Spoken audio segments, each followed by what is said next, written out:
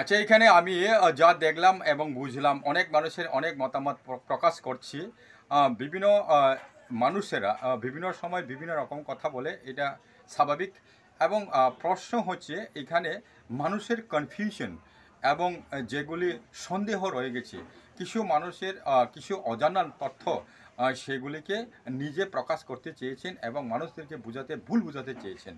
আমি যা দেখলাম এখানে এখানে যে মানিকবাবু যে কথা বললেন, যে নিজেকে সে ঐতিহাসিক বলে প্রমাণ বা আখ্যায়িত করেছেন, কিন্তু এখানে আমি দেখছি যে এখানে তার যে মুখের কথা হলো যে এখানে যে ত্রিপুরার রাজ্যের মানুষেরা, মিনস যারা নাকি ইন্ডিজিনাস পিপল অথবা এসটি বলে গণিত, তাদেরকে সে বোঝাতে চেয়েছেন যে আমরা জানি না কিছু।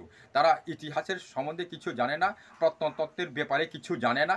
সেটা কি মানে তুমি নিজেকে কি মনে করো যে আমরা জানি না, এমন কোনো কথা আছে? কিন্তু এটা এমন বলাটা ঠিক মোটেই ভালো নয়। এইসব মুখের থেকে প্রকাশ করাটাই হইল নিজেকে অপমানিত করা এবং নিজেকে আমি জানি না অথবা নিজেকে প্রাউড। এবং সত্য অসত্য, কারণ ওদের না ঐতিহাসিক আইডিয়া রয়েছে, না প্রত্নতাত্ত্বিক এবং নৃতাত্ত্বিক জ্ঞান রয়েছে, না আমাদের যে নানান এভিডেন্স রয়েছে যে এখানে আদি বাসিন্দাকে কোন জাতি কোথায় থেকে আসলো, এবং এই যে ত্রিপুরা, বর্তমান ত্রিপুরা, তার আগের নাম কী ছিল, বা এটা কোন প্রদেশ বা কোন দেশের অন্তর্গত, এই সব কিছু সম্পর্কে ওনারা নিজেরা মানে মানে ভোট ব্যাংক এবং মিথ্যা পলিটিক্সের জন্য ওরা একের পর এক প্রোপাগান্ডা চালিয়ে যাচ্ছে। এবং যেহেতু প্রতিষ্ঠিত বাঙালির লিডাররা, দলের লিডাররা ঘুমাচ্ছে, ওনাদের জাতি দিন দিন ডিপ্রাইভ হচ্ছে, সেই সম্পর্কে ওনাদের বিন্দুমাত্র কোনো হেডেক বা টেনশন নেই। কিছুদিন আগে এখানকার যিনি এমপি রয়েছেন, রাজপরিবারের সদস্য, উনি কিছুদিন আগে বলছেন যে আমরা রিফিউজিদের শাসনে আছি। তো রিফিউজিদের শাসন বলতে গেলে যারা এখন বর্তমান রুলিং গভর্নমেন্ট, যিনি মুখ্যমন্ত্রী বা যিনি অন্যান্য মন্ত্রীরা রয়েছেন, ওনারা রিফিউজি, তাহলে ওনাদেরকে বোঝাচ্ছেন। এবং ত্রিপুরা মাতা দলের সুপ্রিমো অনেকবার বলেছেন এখানে হিন্দু হোক, মুসলিম হোক, বাঙালি যারা তারা সবাই বাংলাদেশি, এটাও অনেকবার বলেছে। এবং এরকম করে ওনাদের একটা স্ট্রং প্রপাগান্ডা, রঞ্জিত দেবমা বা ওনার নাম জানি কি জানি আরেকজন রয়েছে কি মিনিস্টার, উনিও বলে। তুমি নিজেকে কি মনে করো যে আমরা জানি না, এমন কোনো কথা আছে? কিন্তু এটা এমন বলাটা ঠিক মোটেই ভালো নয়। এইসব মুখের থেকে প্রকাশ করাটাই হইল নিজেকে অপমানিত করা এবং নিজেকে আমি জানি না অথবা নিজেকে প্রাউড ফিল করে ইগো তৈরি করা, ক্রিয়েট করা। সেটা হচ্ছে আপনার পরিচয়। তো আপনি কি জানেন অথবা তুমি কি জানো? মত আমার মতে সেটাই মানে আমি দেখেছি। কিন্তু মোটেই এটা ভালো নয় এইসব মানে প্রকাশ করা, এইসব ওয়ার্ড থেকে প্রকাশ করা। তো এখানে কে কি বা কবে কে এসেছিল সেটা মোটেই মানে প্রকাশ করার ব্যাপারই নয়। কারণ এখানে আইন কথা বলবে, আইনে কি লেখা আছে এবং আইন কি বলছে। কোনো একটা দেশ অথবা কোনো একটা অঞ্চল, সেটা পরিস্থিতি এবং পরিবেশকে পরিবেশের উপর ডিপেন্ড করে আমাদের আইন তৈরি করতে হয়। সে আমরা ভারতবর্ষে থাকি এবং ভারতবর্ষের নাগরিক। হ্যাঁ, তুমি যদি ভারতবর্ষের নাগরিক হয়ে থাকে, ঠিক আছে, তুমি এখানেই থাকবে।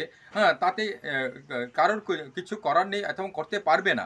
এখন প্রশ্ন হচ্ছে, তুমি যদি 2014 সালের পরে এসে থাকো, তাহলে তুমি এখানে নাগরিক না, তুমি বাংলাদেশে অথবা মায়ানমারে চলে যেতে হবে। এটা তো প্রশ্ন। তুমি নিজেকে পরিচয় দিচ্ছ যে আমি এমনই। এটা হলো একটা মেন কথা। যাদের কাছে বা যাদের শরীরে আঘাত থাকে, তারাই মানে এইসব প্রকাশ করে। মেন কথা হলো এটা। তো এখানে আইন কথা বলবে, এবং আইনে বলা হয়েছে 2019 সালে যে সিটিজেনশিপ অ্যামেন্ডমেন্ট অ্যাক্ট তৈরি করা হয়েছিল, ওইখানে 2014 পরে যারা আছে তারা স্পেশালি যেতে বাধ্য। এবং ওইখানে 2014 থেকে আমরা 2025 সালের মধ্যে, আমি এখানে ভিডিওতে দিয়েছি, ফুটেজ দিয়েছি, 2014 সালের মধ্যে আমরা ত্রিপুরা রাজ্যে, ভারতবর্ষে নয়, ত্রিপুরা রাজ্যে 4 লক্ষের উপর বেশি আছে। 4 লক্ষই আমি ধরলাম। আর যদি এইখানে আসাম অ্যাকর্ড, যেমন 1971-এ তাদেরকে আসাম অ্যাকর্ডে যারা কাট অফ ইয়ার ধরা হয়েছে, তো এইখানে ত্রিপুরা রাজ্যে যদি কাট অফ ইয়ার আমাদের এখানে যে 1971 সালকে ধরা হয়, হ্যাঁ, 24 মার্চের থেকে, তো এইখানে 15 লক্ষ মতো ইলিগেল মাইগ্রেন্ট আছে। এবং এখানে মেন কথা হলো যে এখানে কনসিডারেশনের ব্যাপার আছে। সেই কনসিডারেশন, যেহেতু সিটিজেনশিপ অ্যামেন্ডমেন্ট অ্যাক্টে বলা হয়েছে যে যারা নাকি হিন্দু, খ্রিস্টান অথবা জৈন, হ্যাঁ, তাদেরকে কনসিডারেশন করা হবে এবং শুধু মুসলিমদেরকে এই ভারতবর্ষ থেকে তাড়িয়ে দেওয়া হবে। তো ওইখানে যদি ওই আইনটা লাগু হয় ত্রিপুরা রাজ্যের ক্ষেত্রে, এবং সেইখানে যারা বেশিরভাগ হিন্দুই আমাদের ত্রিপুরা রাজ্যে বসবাস করছে, হিন্দু বাঙালি হোক অথবা হিন্দু ট্রাইবেল হোক, অনেকে এগুলি আছে যারা নাকি কি বলে ওদেরকে চাকমা অথবা মগ এইসবও মানে ট্রাইবেল অংশেই পড়লেও ওরা কিন্তু হিন্দু। সেই ক্ষেত্রে যদি আমরা দৌড়ি তাহলে আম, বেশিরভাগ মানুষই এখানে ত্রিপুরাতে থেকে যাবে, এবং যারা থাকবে না তাদেরকে তাড়িত করা হবে। তো এটা তো সিম্পল কথা, এটাতে কেউ কাউকে মানে আমি আমরা এই এই দেশের বাসিন্দা অথবা আমরা আগে এসেছি সেটা কোনো মানেই নয় এখানে।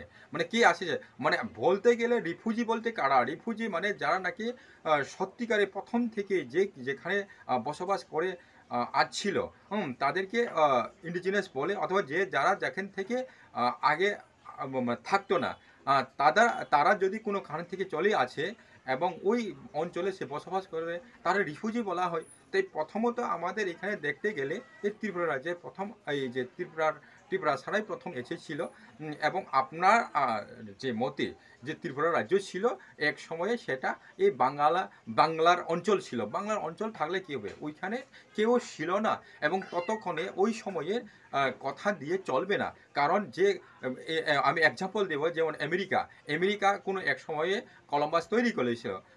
ওইখানে কি মানুষ ছিল? ওইখানে মানুষ ছিল না, সবাই কিন্তু রিফিউজি হিসাবে বা ওইখানে আশ্রয় নিয়েছিল, এবং ওইখানে যারা আগে গিয়েছিল তারা সবাই কিন্তু নাগরিক। আপনি গেলে আপনি নাগরিক হবেন, এবং ভারতবর্ষের ক্ষেত্রে সেই স্বাভাবিক কথা। হ্যাঁ, আমরা এই অঞ্চলে অথবা ত্রিপুরা রাজ্যে অথবা নর্থ ইস্টে যারা এখানে এসেছিল ইন্ডিজিনাস পিপলরা, ওইখানে বিভিন্ন নর্থ ইস্টের এই যে 7 অথবা 8টা রাজ্যের মধ্যে বেশিরভাগই ইন্ডিজিনাস পিপল রয়ে গেছে, এবং ওইখান থেকে তারা মানে শুরু হয়েছিল যে অ্যাজ এ ইন্ডিজিনাস পিপল হিসেবে।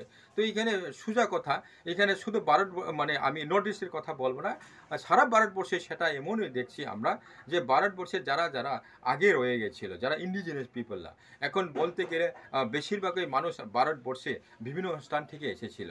কিন্তু কথা এটা নয়, কথা হচ্ছে যে এখন আইন বলবে, এই আইনে আমি কথা বলেছি যে আইনে কি বলে সেই আইন মোতাবেক সবাইকে যেতে হবে, এটাই কথা।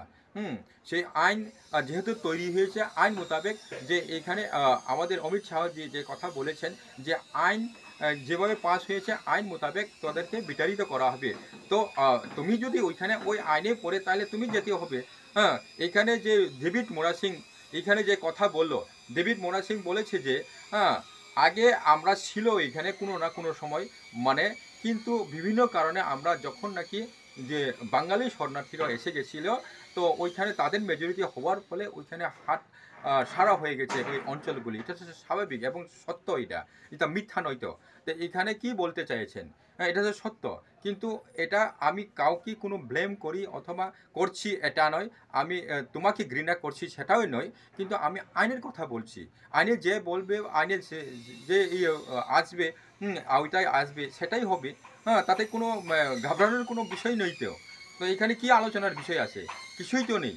হ্যাঁ, তো এখানে কাউকে মানে ইয়ে করা, ব্লেম করা, তোমাদের তো এটাই লক্ষণ যে সরকার এখানে ত্রিপুরা রাজ্যে বাংলাদেশ থেকে এসে বিভিন্ন মানুষেরা এখানে ভর্তি হয়ে গেছে, এবং ভর্তি হওয়ার ফলে এখানে যে সরকার চালাচ্ছে, মুখ্যমন্ত্রী হোক না কেন, এখানে বিপ্লব কুমার দেব অথবা ডক্টর মানিক সাহা বা মানিক সরকার হোক না কেন, তাতে কিছু নয়। মানে যে আইনে আওতায় পড়বে, সে যদি মুখ্যমন্ত্রী হয়ে থাকে সে যেতে হবে। সে কিন্তু আমি শুনেছি এবং জানলাম যে মুখ্যমন্ত্রী বিপ্লব কুমার দেব অথবা মানিক শাহ তারা বাংলাদেশ থেকে এসেছে, তাতে কি হলো? কিন্তু যদি সে 71-এ এসে থাকে এবং এর আগে এসে থাকে, তাহলে সে জাতীয় হবে না।